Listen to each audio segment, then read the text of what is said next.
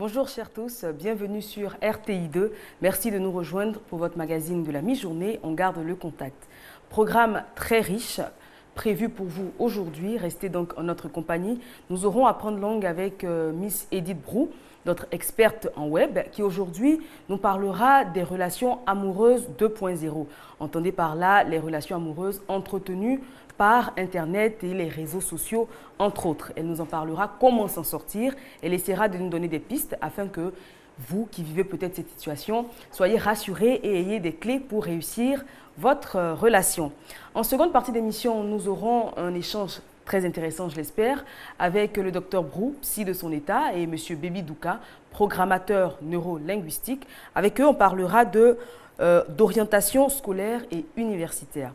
Restez donc en notre compagnie. Mais on démarre tout de suite avec un invité de la maison, je vais dire ça comme ça, puisqu'il nous vient tout droit de Radio Côte d'Ivoire pour nous parler de Radio Vacances 2013. Franck-Olivier Quadio, bonjour. Bonjour Eva, bonjour tout le monde.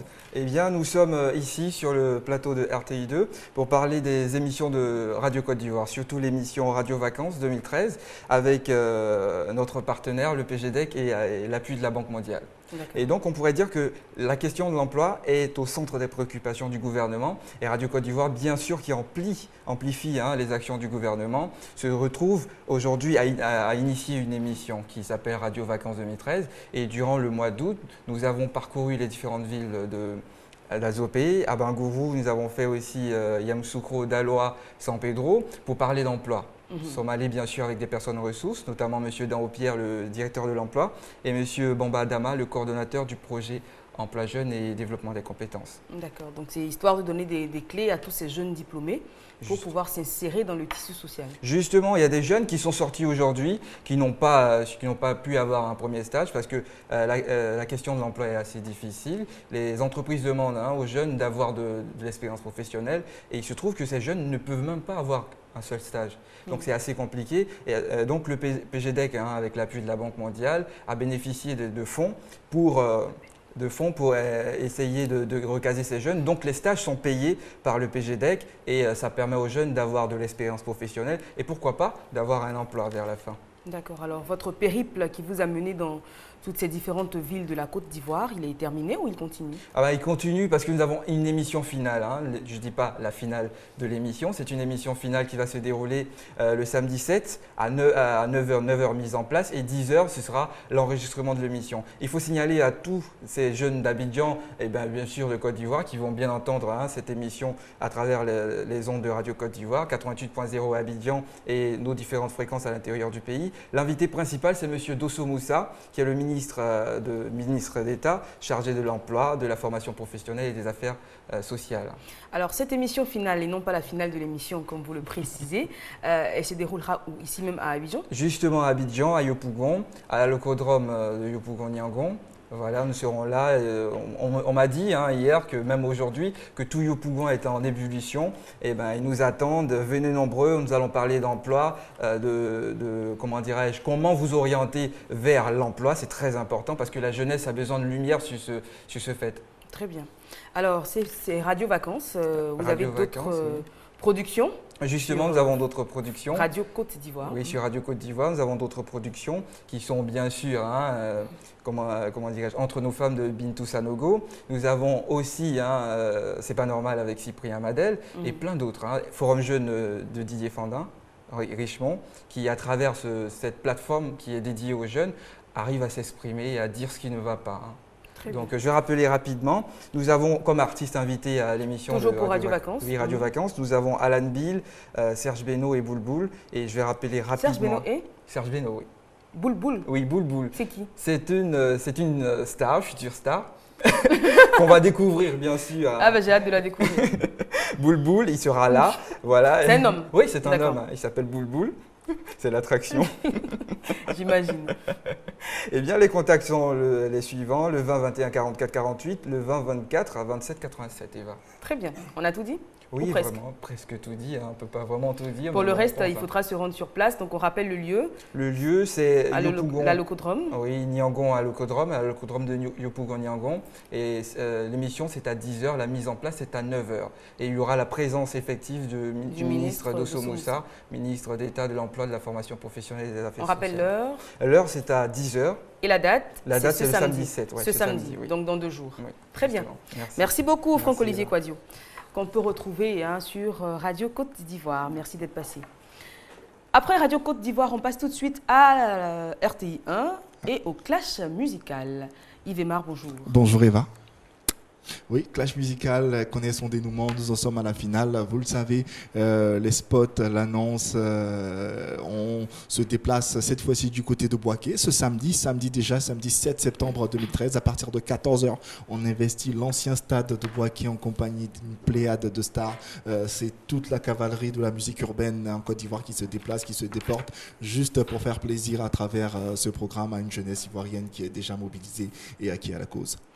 Alors, pour cette finale, le Zouglou sera face au coupé coupé décalé. C'est l'histoire qui se répète. C'est une longue histoire entre ces deux genres musicaux. Malheureusement, aujourd'hui, on n'a pas de représentant du coupé décalé. Je suis sur ce plateau avec on rassure tout le monde, ils n'ont pas signé forfait. Non, il n'y a pas de chaos. Il n'y a pas de chaos. Nous sommes sur ce plateau en compagnie de Bobby Six Killer, représentant de la culture Zouglou, qui va mobiliser rapidement ses troupes. Merci à la RTI et je demande à tous les fanatiques de Zouglou de faire le déplacement à Bouaké pour célébrer le Zouglou.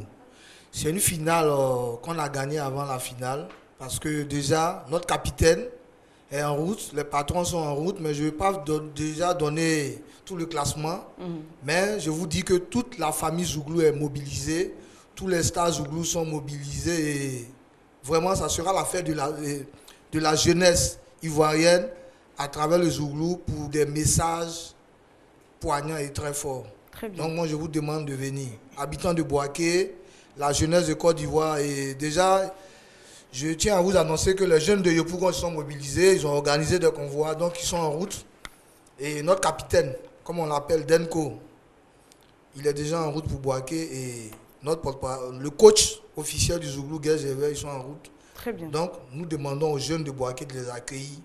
Comme Parce il se doit. que ce samedi-là, ça sera la grande messe du Zouglou à Bouaké. Très bien. Donc, Yves Aymar, on l'a dit, des têtes d'affiche très importantes, tant du côté du Zouglou du côté du coupé décalé, on imagine. Peut-être que demain, ils seront là pour nous en parler en long, en large. Mais en tout cas, on promet un spectacle terrible, on va dire ça ça sera quelque chose d'assez féerique et en même temps spectaculaire, presque du jamais vu, parce que la RTI a décidé de faire les choses en grand et on promet un spectacle, spectaculaire au public de Bouaké. Nous, on n'a plus qu'à les inviter. Le tour a été fait, c'est peut-être le dernier plateau ici. C'est l'occasion pour nous de remercier encore une fois ce public qui nous est cher, le public de Yopougon qui s'est déplacé tout le temps, sous la pluie, sous le soleil, qui à chaque fois de la place Figayo. De la place Figayo, c'était quelque chose d'assez extraordinaire, d'assez émouvant et on a pris plaisir à partager cela en compagnie du public de Yopougon. Cela dit, on a Yopougon ce samedi, on investit l'ancien stade de Bouaké, on attend une marée humaine vêtue de rouge et noir pour partager encore une fois avec nous cette célébration de la musique ivoirienne. C'est vrai, on a parlé du genre musical qu'est le Zouglou, du genre musical qu'est le coupé décalé, on sait la constellation de stars que regorgent ces deux genres musicaux, mais au-delà de ça, il y aura également des artistes invités tels que Sidonie la Tigresse, tels que Guizo le Choco, tels que Anselme Semi, Mamaté, et pas mal d'artistes. Donc il y a d'autres styles musicaux qui seront présents et qui vont égayer les spectateurs d'abord et après les téléspectateurs. Ça sera tout simplement la célébration de la musique ivoirienne au travers de ce programme. Donc on rappelle que c'est à l'ancien stade de Bouaké. À l'ancien stade de Bouaké ce samedi 7 septembre à partir de 14 h. Déjà, les premières équipes sont déjà sur place. Nous, on arrivera sur place probablement demain et samedi, ça sera quelque chose d'explosif. Quelque chose va se passer à Bouaké. La région du Béquet, les villes environnantes, on vous invite, venez tous. Les tickets sont à 1000 francs. 1000 francs CFA, et 2000 francs dans les différents canaux de promotion à Bouaké, tels que la radio, la télévision et dans différents hôtels. Je pense que le public de Bouaké sait déjà où se procurer les tickets. ticket. Le ticket de 2000 francs, lui, donne droit à un t-shirt qui est vendu à 3000 francs CFA à l'effigie du Clash. Super. On a tout dit, Yves-Mar. Si ce n'est de vous remercier également la direction de RTI2 de nous avoir permis tout ce temps-là de pouvoir communiquer et de pouvoir être le vecteur de notre message. On vous en remercie. Merci encore, Yves-Mar. Merci, Eva. Et puis, très bonne route, que Dieu vous accompagne et que cette finale du Clash soit un véritable succès. Merci. On va regarder d'ailleurs cet élément, le spot de cette émission, le Clash musical. Clash musical. Bouaké accueille la finale. L'histoire se répète. Le Zouglou et le coupé décalé face à face. Ils se connaissent pour s'être déjà affrontés à la première édition au Palais de la Culture de Treichville.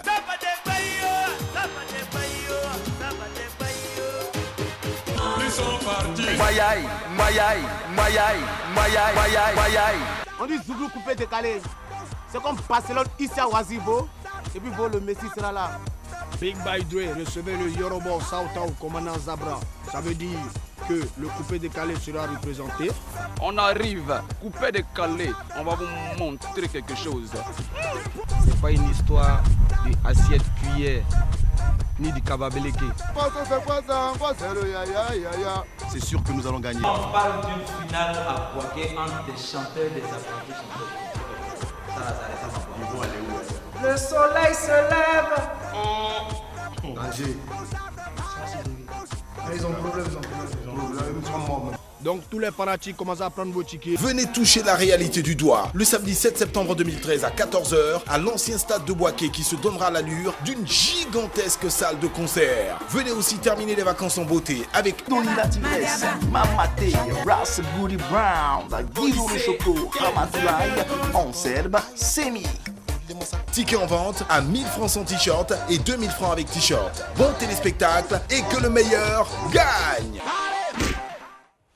Retour sur le plateau, nous allons à présent recevoir nos invités pour cette émission.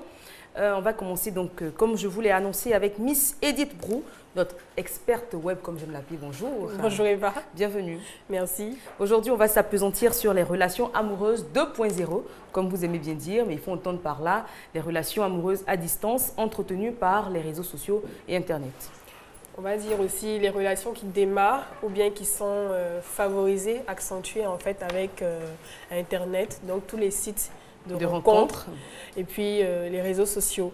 Donc on a remarqué en fait que, je veux dire, notre génération, tout ce qui concerne cette époque en fait, avec la venue de tout ce qui est technologie, Internet, a favorisé en fait la recrudescence de tous ces réseaux sociaux, de toutes ces rencontres qui se font par Internet. On se rend compte qu'on est de plus en plus célibataires. On est de moins en moins seuls parce qu'on a beaucoup d'amis partout dans le monde. Mais au final, en fait, les relations sont beaucoup moins fortes qu'auparavant, en fait. Donc, imaginez-vous, vous rencontrez quelqu'un peut-être à un mariage, vous ne vous connaissez pas, vous avez de bons échanges avec cette personne. Et puis, bon, après, cette personne passe par Facebook ou un autre réseau social pour continuer la conversation avec vous. Peut-être que lorsque vous vous êtes rencontrés à ce mariage, bon, il y a eu des petites flammes dans l'air.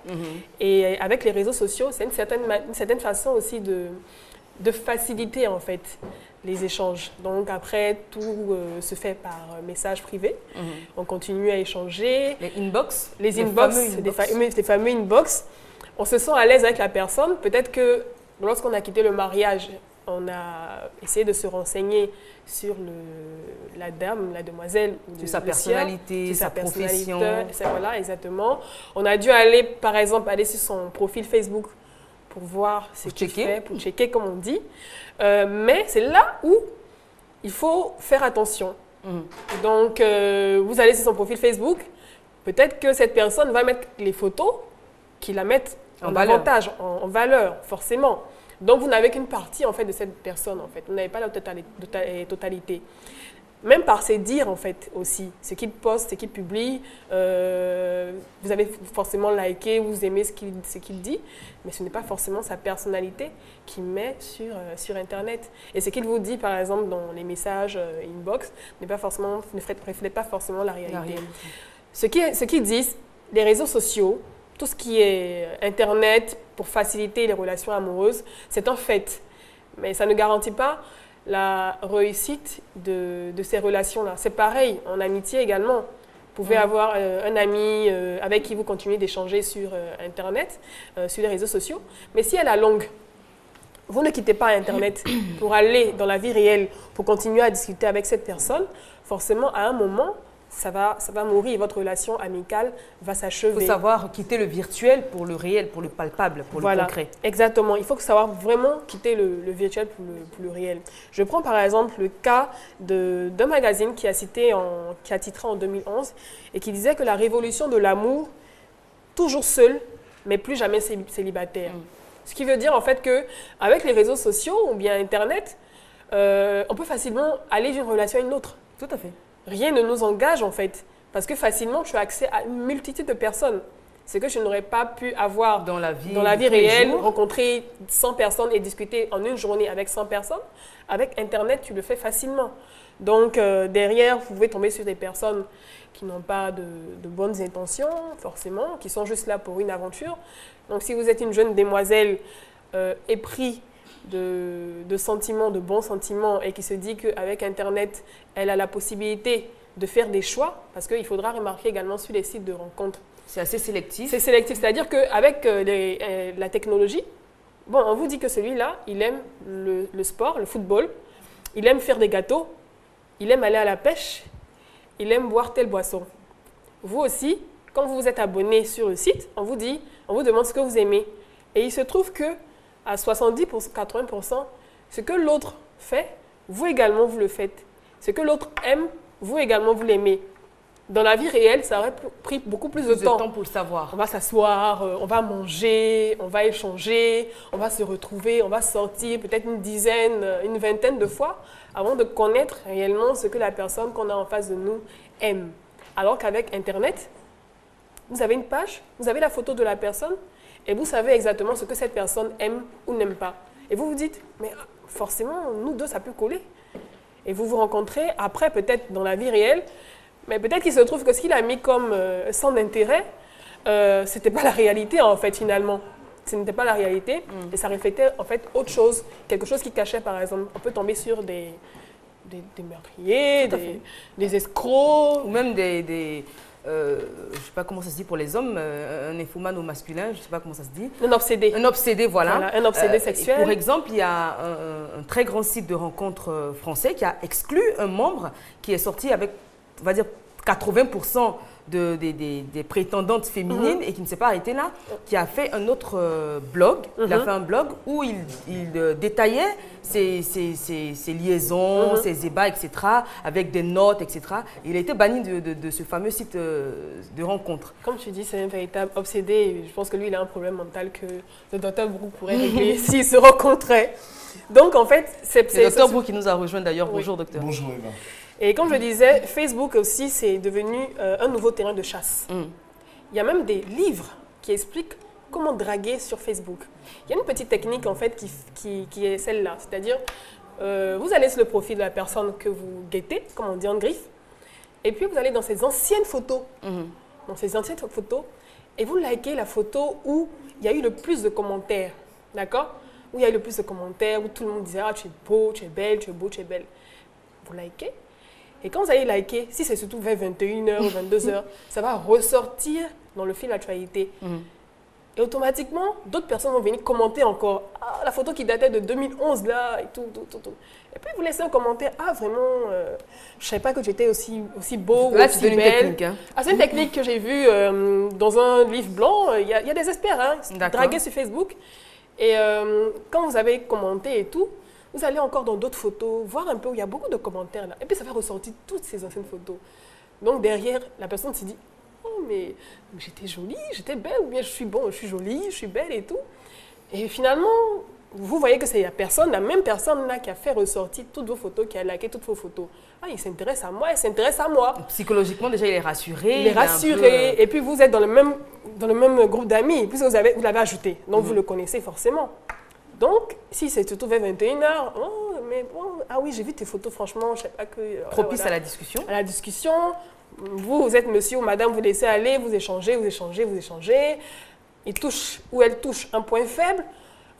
Si c'est dans une période où vous êtes derrière votre ordinateur tout le temps les soirs à échanger avec vos amis, vous dites, bon, je zappe un peu mes amis, et puis je vais causer avec celui-là qui me met celle-là, qui me met un nouvel ami qui me donne confiance en moi. En début de relation, je suis jolie, on a parlé il y a quelques semaines avec le docteur Brou et M. Baby Douka qui nous rejoindra dans quelques instants. On parlait donc de cette période où on idéalise un peu l'autre, hein, où tout ce qu'il fait, on le trouve beau, magnifique, etc. Et la personne même nous rassure en nous trouvant également beau ou belle. Donc on est dans une période où on est un peu euphorique. On est plus ouvert, on discute aisément, on parle de nous, on parle de ce qu'on aime, etc. Et c'est ainsi que des relations peuvent naître. On est surtout vulnérable en fait. On est vulnérable et avec, comme je l'ai dit, Internet, bon, certains exposent aussi leur vie. Donc si on a la chance de tomber sur une personne qui se dit que bon, je vais profiter de ce que j'ai comme information sur la personne, c'est comme les charlatans, hein. Il s'est renseigné autour de lui, sur vous. Il va vous dire que oui, je sais que tu as des problèmes, je peux les régler. D'autant plus que, par exemple, pardon, je vais peut-être sortir un peu de notre cadre, hein, d'autant plus que Facebook, ce n'est pas non plus journal intime. Il y a des personnes qui mettent tout ce qu'elles font. Le matin qu'elles se lèvent, elles vont boire un verre d'eau sur Facebook. Je bois un verre d'eau, je vais au travail, j'ai porté une chaussure rouge, etc. Il faut savoir sélectionner quand même les informations qu'on met sur Facebook. Oui, surtout. Et je prends le cas par exemple avec Facebook qui a la partie géolocalisation.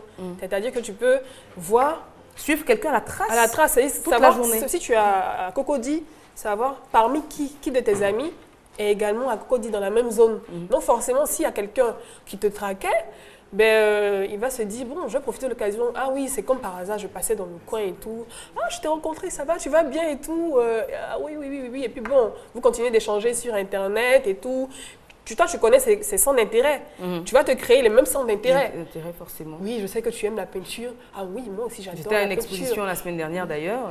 Ah oui, c'est Van Gogh, c'est le meilleur et tout. Et puis bon, finalement, tu te laisses aller. Alors que la personne s'est renseignée. Donc, c'est important, en fait, de pouvoir distinguer. Ce n'est pas évident. Le docteur va pouvoir aussi après ajouter. Mais ce n'est pas évident de distinguer le vrai du faux. Tout à fait. Surtout quand on est dans une période propice à cela, à se laisser épancher par des sentiments nouveaux. Internet, c'est la rapidité. Si je peux, avec Internet, me faire livrer un repas au travail ou à la maison, ce n'est pas avec Internet que je ne pourrais pas trouver une femme ou un homme, l'âme sœur. Donc on se dit que tout est possible. Mais il faut savoir, comme on dit, savoir qui on a en face de nous. Peut-être prendre le temps, en fait, en dehors d'Internet, en plus des échanges que vous avez avec cette personne, de la sortir de là, en fait. Mais c'est vrai qu'il y a une prolifération de sites de rencontres sur Internet. Souvent, on est sur un site qui n'a même rien à voir avec l'amour ou la rencontre. Et il y a une fenêtre qui s'ouvre en disant tel site, il y a une fenêtre qui s'ouvre, une publicité pour un site Internet. Voulez-vous rencontrer telle personne ou même à Abidjan, il y a tel... C'est presque agressif. On ne va pas vers, c'est plutôt l'amour qui vient, l'amour 2.0 qui vient à nous. Qu'on se livre, en fait, qu'on se livre. On arrive à un stade où tout est tellement spécialisé dans le domaine, dans le business de l'amour, que vous avez des sites spécialisés pour les relations extra-conjugales. Oui. Et c'est un réseau social. Un site également pour ceux qui veulent tromper leur femme, tromper leur mari. Enfin, pour les hommes mariés, les hommes et femmes mariés, mais qui cherchent une aventure. Et c'est un business qui fonctionne énormément. Il y a des sites de rencontres pour les geeks, ceux qui aiment Internet, les jeux et tout ça. Il y a des sites spécialement pour eux. Il y a des sites pour végétariens, par exemple. Exactement. Et même la dernière fois, j'ai vu sur Internet un site spécial pour personnes belles. Donc il faut être beau pour figurer sur ce site de rencontre et la sélection se fait par les membres. Je veux dire, si vous êtes déjà admis, donc considéré comme une personne agréable à regarder, le nouvel entrant, le webmaster, je ne sais pas comment ça se dit, propose la photo aux autres membres qui valident ou pas. Voilà. Donc si les autres considèrent que vous êtes assez beau pour figurer sur le site, on vous admet, sinon vous êtes recalé. C'est ça. En fait, je pense que Internet, en fait, et tous ceux qui sont derrière les business, ce type de business, en fait, jouent sur la carte de... il y a de plus en plus de célibataires, on a de moins en moins le temps, on a beaucoup de travail, on a de moins en moins de temps de tisser des relations dans la vie réelle, parce qu'on est tout le temps au travail. Donc, jouons sur la carte de l'accessibilité, de l'amour, la facilité d'avoir quelqu'un qui a les mêmes centres d'intérêt que nous, qu'on choisit à la carte, comme si on sélectionnait un bébé, par exemple. Donc, il y a tout ça qui joue derrière ce business. Et je me rends compte, je pense que c'est tout le monde aussi, que les réseaux sociaux et Internet appauvrissent les relations humaines. Ça, je suis tout à fait d'accord avec toi. Et quand vous êtes installé dans une relation, par exemple, prenez des cas où vous êtes rencontrés sur Internet, tout s'est bien passé, vous êtes même devenus de bons amis et après ça aboutit à l'amour, vous êtes rencontrés sur Facebook, vous êtes mariés, même en couple, même sans être mariés forcément. Mais après, il y a l'autre phase où vous êtes amis, vous et votre chéri, sur Facebook ou bien Twitter. Et puis maintenant, après, il faut pouvoir gérer les commentaires des gens.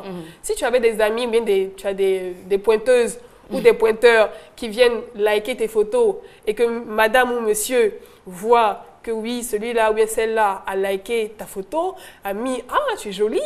Ah, tu es belle, ou bien ah, tu es beau. Sachant comment la relation a démarré, il peut avoir forcément des doutes et des tensions. C'est beaucoup de jalousie.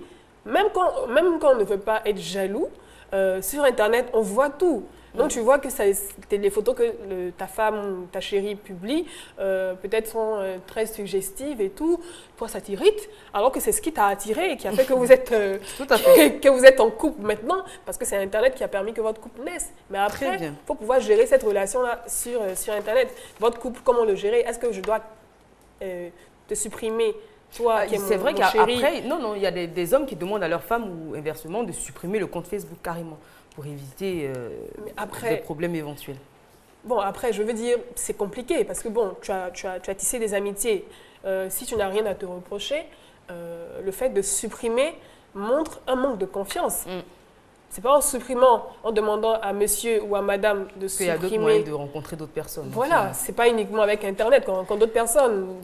Abidjan est grand. Merci beaucoup, Edith, pour le débat. Il était passionnant, en tout cas l'entretien. J'espère qu'on aura l'occasion de le terminer, pourquoi pas, la semaine prochaine. On va passer à présent à l'actu web de cette semaine, justement. On va commencer avec l'ambassade des États-Unis qui a célébré les blogueurs de Côte d'Ivoire. Oui, c'était le vendredi passé. C'était à l'occasion de la fête internationale du blog. Donc, dans le monde entier, il y a eu des célébrations et les blogueurs de Côte d'Ivoire ont été invités à la résidence de Madame Shirley James, qui est la chargée d'affaires de l'ambassade des États-Unis, à une petite réception, un cocktail debout, un cocktail dînatoire, et pour en fait renforcer et renouveler en fait la collaboration de l'ambassade des États-Unis avec les blogueurs. Donc, au cours de cette petite réception sympathique, il y a eu le discours de la chargée d'affaires qui a dit que c'était un accompagnement sur le long terme et qu'il y aurait forcément des échanges inter-États prévus entre les blogueurs. Donc, ceux venant peut-être des États-Unis ou bien d'autres blogueurs allant aux États-Unis et tout. Et le président des blogueurs de Côte d'Ivoire, Cyriaque Bogou, a également intervenu. C'est vraiment grâce à lui également qu'on a pu être reçu par l'ambassade des États-Unis et ça présage de bonnes choses. Donc, tous ceux qui veulent créer des blogs, c'est le moment de créer des blogs. Il y a des opportunités, il y a des ouvertures qui s'annoncent. La seconde info concerne Facebook et une nouvelle fonctionnalité disponible. Oui. Moi, j'avais ce même souci-là, je ne sais pas pour d'autres personnes, c'est-à-dire que quelqu'un publie un album photo. Vous étiez par exemple à une manifestation. Vous étiez également à la même manifestation. Peut-être que c'est l'album d'une association ou bien d'un groupe d'amis. Mais par exemple, tu ne peux pas publier dans l'album de ton ami. Alors qu'il aimerait bien ajouter des photos directement. Au lieu de passer par Bluetooth ou bien par mail, ça prend trop de temps. Toi-même, tu peux sélectionner les propres photos et les rajouter dans l'album de ton ami. Donc, ça fera un album commun plutôt que 5, 6 en fonction du nombre. Donc, pareil, dans le même sens, la même personne qui a reçu des photos peut également publier les photos qu'elle a faites sur l'album de son ami. Donc, ça facilite vraiment beaucoup de choses. Donc, si vous avez un profil, une page d'association, ce genre de choses, vous pouvez maintenant grouper vos photos en fait ensemble. Très bien. Troisième info. L'Afrique connectée. Alors, on parle de success story, on parle de récompense. C'est un concours organisé par Google. Donc, en fait, Google veut recenser en Afrique toutes les success stories qui sont nées de Google, parce que Google, c'est Internet. Donc, en fait, expliquer comment ça a changé, comment ça a changé votre vie, comment vous avez fait de l'argent, mais surtout comment ça a changé votre vie en fait. Par exemple, peut-être qu'avec Internet, vous avez pu aller à à l'école, vous avez pu vous former à distance et puis créer un business qui fonctionne. Vous êtes peut-être une communauté de jeunes filles qui ont créé une activité qui a pu leur permettre de voyager dans le monde entier. Bref, Google a décidé de récompenser les individus, les Africains, avec leurs histoires, leurs petites histoires qui sont des victoires au quotidien. Alors, c'est déjà fait ou le concours c'est toujours en cours? C'est toujours en cours. Si vous vous sentez concerné, que vous avez fait de l'argent ou Google a changé votre vie, vous pouvez toujours compétir. Voilà, il suffit juste de chercher dans Google Connecté, l'Afrique Connectée, pardon, et ils vont retenir 5 personnes et les meilleures histoires en fait, de ces personnes-là, et chacune des personnes va gagner 25 000 $. Donc, c'est pas rien. C'est pas rien, c'est même beaucoup. Si vous avez des histoires à raconter, qui racontent votre vie, est-ce que Internet a changé dans votre vie? C'est l'occasion de participer. Très bien. Dernière info, on parle de lutte contre la corruption qui va se faire également à travers les réseaux sociaux. Exactement. C'est en Côte d'Ivoire. Hein. C'est en Côte d'Ivoire et c'est le CICERT. Je ne sais pas si vous connaissez le CICERT, c'est la cellule de lutte contre la corruption en fait. La corruption et également tout ce qui concerne les arnaques sur les réseaux sociaux également. Mais je pense que vous avez également vu la campagne... Ça a changé ma vie, ça a détruit ma famille et tout ça. Et il y a une page Facebook, vous pouvez retrouver en fait toute la campagne et puis également si vous avez des informations à donner, la diffuser également sur cette page qui lutte contre la corruption en Côte d'Ivoire. Très bien. Ce sera tout pour aujourd'hui, Miss Brou. Oui. Merci beaucoup. C'est toujours un plaisir de discuter avec vous et d'apprendre autant de choses sur Internet et son utilisation. Merci à vous. Et on se dit à jeudi prochain si Dieu veut, bien évidemment. Le docteur Brou est également présent, on l'a présenté il y a quelques instants avec lui et puis M. Bibi Douka qui nous rejoindra dans quelques instants. Je vous l'ai dit, on parlera d'orientation scolaire et universitaire. Ce sera juste après ce jingle.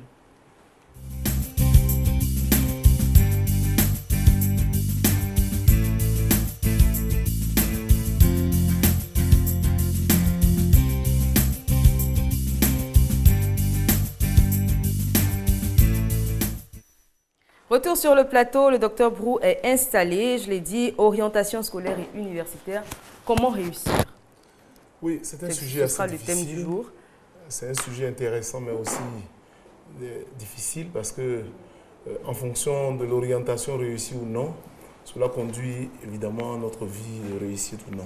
De l'orientation dépend la vie future. Absolument. Je pense que la dernière fois, il y a Mlle Brou qui a parlé de métiers qui, avec l'avenir, vont connaître quelques difficultés.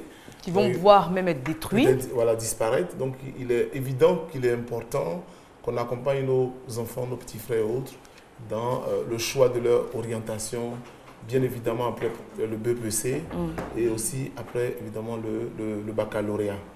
Je pense que c'est bientôt la rentrée, donc c'est bien de se préparer dans cet esprit pour que les choix ne passent pas à côté. Parce que bien souvent, on a eu des personnes qui vous disent « mais j'avais voulu faire telle chose, mais mes parents se sont opposés, ou bien mes parents ont demandé de faire telle chose, moi mais j'ai pas voulu. » Soit par manque de moyens, soit parce que... Ou même de capacité aussi. De capacité, oui, parce qu'on en a parlé quand on préparait l'émission. Souvent, les parents veulent que les enfants réalisent leurs rêves, leur carrière manquée, entre griffes. Donc, on pousse l'enfant dans une voie qui n'est pas la sienne, et puis... il essaie pour faire plaisir à ses parents, tant bien que mal, et à un moment, il se retrouve bloqué parce que n'ayant pas les capacités pour aller plus loin. Et on retourne à zéro. Absolument. Je pense qu'il y a beaucoup de facteurs qui rentrent dans l'orientation d'un enfant, d'un sujet. Il est évident que bien souvent, ce que j'ai remarqué, les parents sont bien placés. Donc, ça peut être peut-être un professeur de l'enseignement supérieur qui verrait bien évidemment mal son fils devenir... bon, je ne citerai pas de métier, mais un métier qui est loin d'être ce que lui il exerce. C'est difficilement supportable par les parents parce qu'il y a l'honneur, il y a tout ça en jeu. Donc, on aurait voulu qu'il exerce au moins un métier, à défaut d'être supérieur à celui des parents. Au moins équivalent. Au moins équivalent. Or, dans la pratique, ce n'est pas toujours évident. Donc, il va dire, bon, moi, je suis peut-être médecin, peut-être je suis pharmacien, donc je veux que mon enfant soit pharmacien, mais on ne se pose pas toujours la question de savoir est-ce que l'enfant a les capacités, les moyens nécessaires, aussi bien psychologiques que les moyens moraux d'y arriver. Et malheureusement, en forçant ou en laissant faire, parce que quelquefois, on peut encadrer un enfant qui peut avoir des doutes au départ et aboutir à un objectif acceptable. J'ai connu des gens qui avaient voulu arrêter des études très tôt, peut-être après le BEPC ou le bac, mais qui ont été sérieusement encadrés par les parents. Et ils sont allés beaucoup plus loin que ce qui était prévu par eux-mêmes. Donc il y a un certain nombre de facteurs qu'il faut prendre en compte. Très bien. Monsieur Baby Douka, bonjour. Vous êtes programmateur neurolinguistique.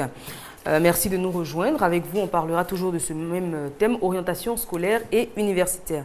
Alors, j'imagine que quand on dit orientation scolaire et universitaire, pour le programmateur neurolinguistique, ça a un sens particulier.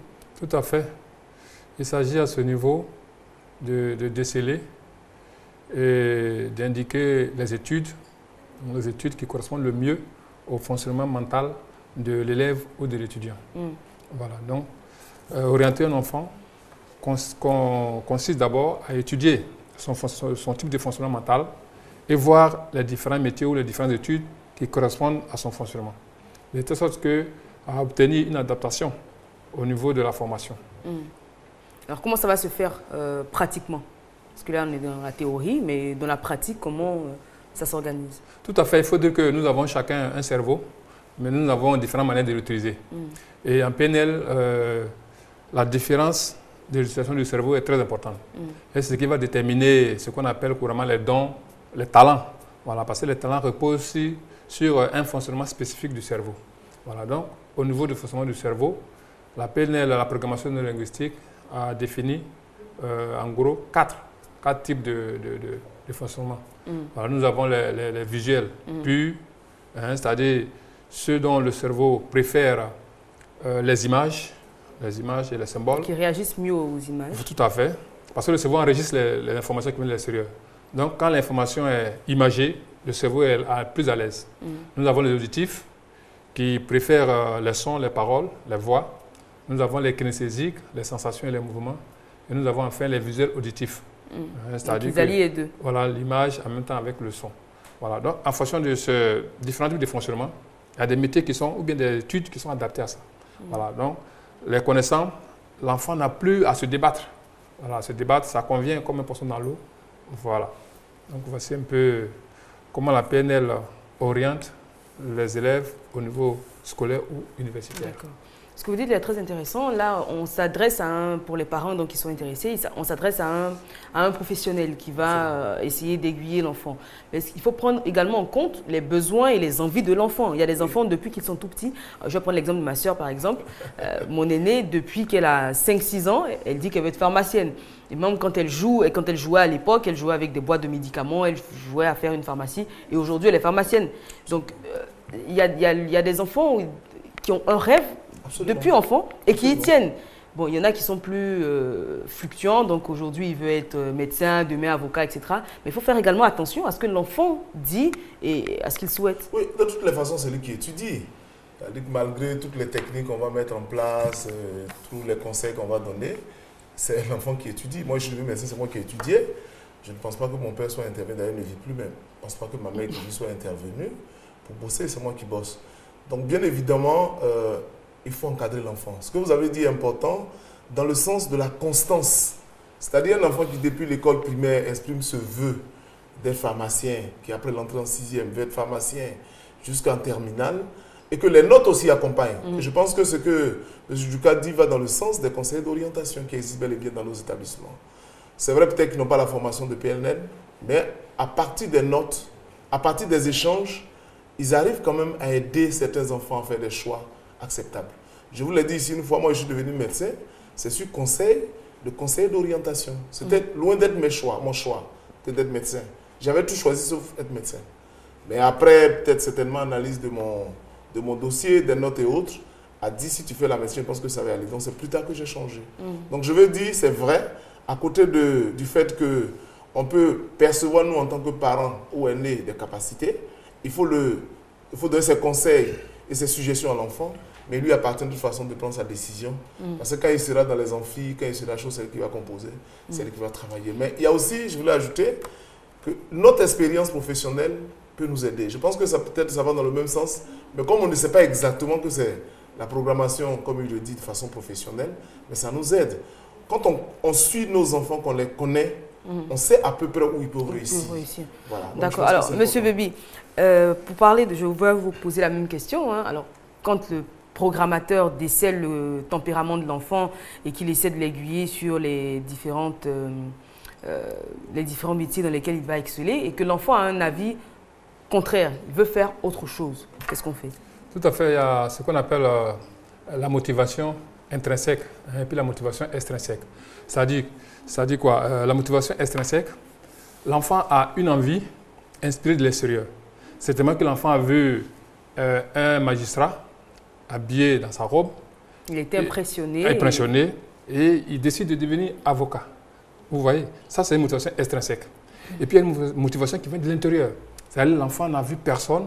Il aime la justice, il aime le droit. Il aime la justice. Il se dirige vers cette voie. Voilà. Alors donc il faut faire la différence. Alors nous voyons aussi le désir de l'enfant, si l'enfant a les ressources nécessaires pour, disons, mettre à exécution son désir. Parce que bien souvent, il y a des cas comme ça. Il y a des enfants qui veulent être, par exemple, médecins. Mais on a vu que, par exemple, un visuel qui n'a pas l'intelligence logico-mathématique ou l'intelligence rationnelle, lui, il a une intelligence affective. Vous voyez? Bon, pour celui-là, s'orienter dans la médecine, c'est un désastre.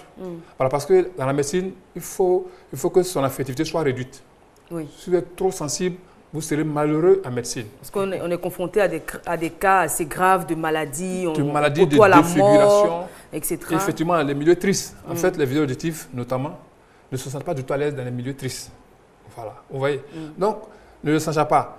Il peut réussir même les études, mais dans la fonction, dans la pratique, tous les jours, voilà, il y aura un problème. Il y a un problème. Et donc, ça va donner beaucoup de conséquences que nous allons voir plus tard. Mais donc, nous voyons si l'enfant il a les ressources. Parce qu'il y a deux ressources. Il y a les ressources disons, acquises et puis les prédispositions. Voilà. Les ressources acquises évoluent en fonction du temps et des circonstances. À l'école, une note que l'enfant a n'est pas son identité. C'est circonstanciel. Ce qui fait que la note peut varier. Voilà, l'enfant peut avoir... Au cours de l'année, au premier trimestre 14, au second trimestre 11, il va remonter ou redescendre au troisième trimestre. Effectivement. En revanche, son identité ne varie pas. C'est-à-dire ce qu'il est. Voilà. Est-ce que vous voyez ce qu'il est? C'est le socle de disons, sa personnalité. Ça ne varie pas et c'est constant dans le temps. Donc souvent, ce qui se passe au niveau de l'orientation dans les écoles, on oriente souvent l'enfant à partir de sa personnalité. C'est-à-dire à partir de ce qui change. Ce qui fait que l'enfant peut, par exemple, aimer la médecine aujourd'hui. Dans 5 ans après, il se rend compte qu'il n'aime plus la médecine, il veut faire autre chose. Parce que la personnalité, nous on l'appelle en PNL la carte du monde. Voilà. Elle est subjective et elle est évolutive. Elle est beaucoup sensible à l'environnement. Et donc l'élève qui est orienté sur la base de sa personnalité verra par exemple que d'un moment à un autre, s'il y a une variation au niveau de la personnalité, un changement, automatiquement ses désirs vont changer. Ce qui fait que souvent les désirs ne sont pas constants. Ils varient en fonction du contexte. Voilà. Alors que la PNL, orientant l'enfant sur ses prédispositions, c'est-à-dire sur le socle, sur sa fondation, voilà, l'élève se trouve toujours constamment motivé par ses choix. Docteur. Bon, je pense que c'est ça. De toutes les façons, c'est ce qui est de façon pratique, c'est ce que je dis.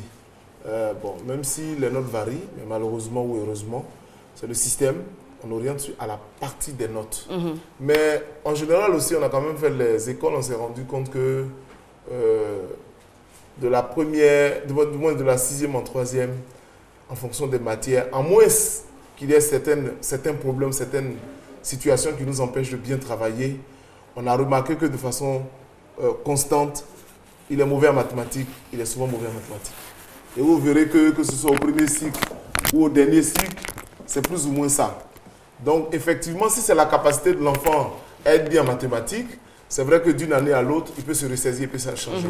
Mais on a constaté qu'il y a certains qui ont beau se donner, ils ont beau se débattre, mais dans telle ou telle matière, ils n'arrivent pas à évoluer. Je pense que ça doit nous interpeller dans le choix de nos matières. Vous ne pouvez pas avoir tout le temps moins de 10 en mathématiques et puis après le bac, prétendre d'aller faire par exemple des études supérieures en mathématiques. Vaut mieux peut-être dans les matières littéraires, vous sentez y aller. Donc, jusqu'à preuve du contraire, les notes que nous avons dans les salles de classe sont les meilleurs indicateurs pour nous orienter. Et je crois que c'est sur cette base que la plupart d'entre nous ont été orientés. Bien évidemment, si à côté, il y a des techniques nouvelles qui peuvent nous aider avec la programmation neuro-linguistique pour améliorer ces choix, ce serait bien.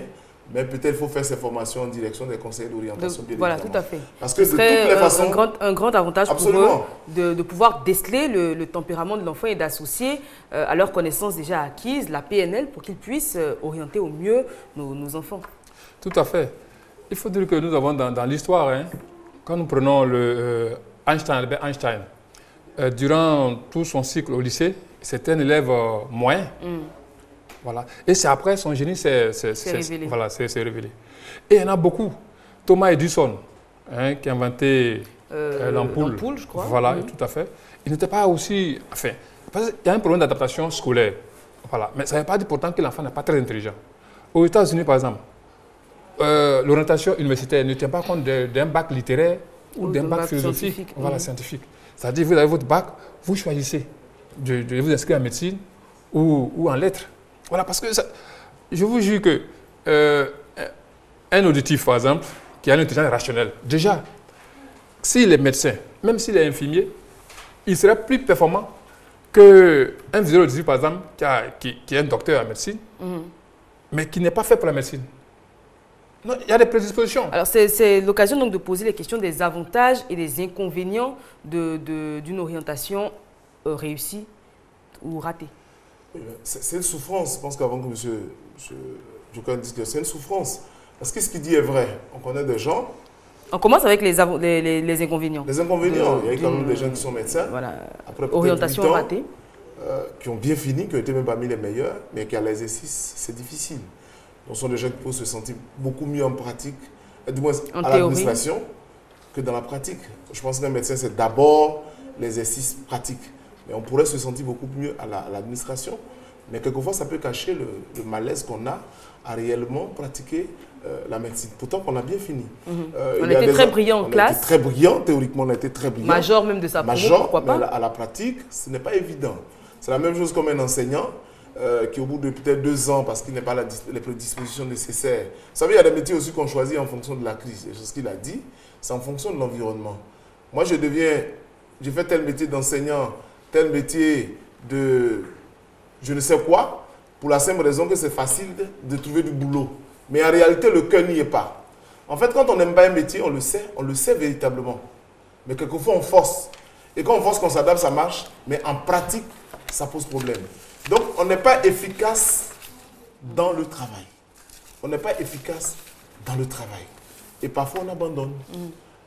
Souvent, je me dis, un métier pour lequel on a investi tant d'argent, on s'y trouve, on est désagréable. Mais quelquefois, le caractère désagréable montre qu'on n'est pas à l'aise. Tout à fait. Ça peut cacher notre malaise dans l'exercice de notre métier. Donc, on utilise l'agressivité pour essayer de cacher ce manque d'attachement à notre métier.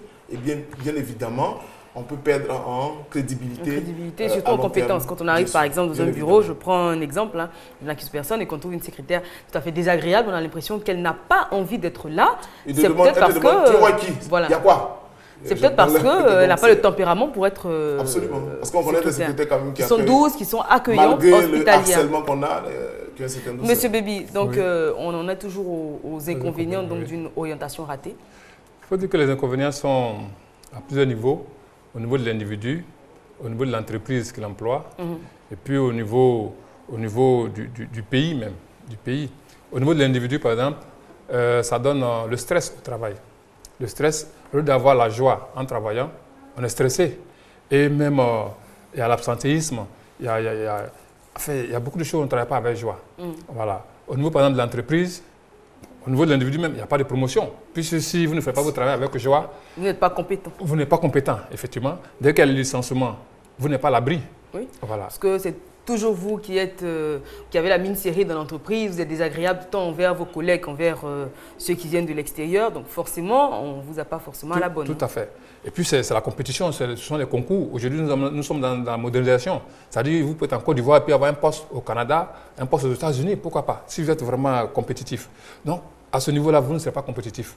Et malgré vos diplômes, vous ne pourrez pas avoir un emploi. Ça, c'est au niveau individuel. Au niveau de l'entreprise, si chacun n'est pas à sa place, on voit que ce sera un désordre.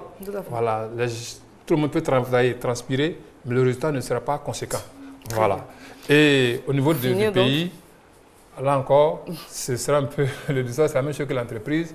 Ça va faire l'effet domino. Tout à fait. Alors, on va finir donc bien évidemment avec les avantages d'une orientation réussie. On va parler forcément d'aisance dans le travail. On est content de se lever le matin pour se rendre sur son lieu de travail.